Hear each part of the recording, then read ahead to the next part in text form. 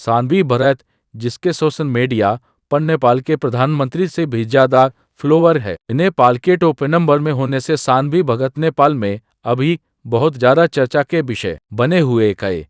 तो चलिए आज जानते हैं जनकपुर के बेटी और नेपाल के शान सानवी भगत के सोशल मीडिया और वास्तविक जीवन के असली कहानी। तो शुरू करते हैं इंस्टाग्राम से, जहां सानवी भगत अभी नेपाल में ही सबसे ज्यादा फॉलोअर गेन किया है।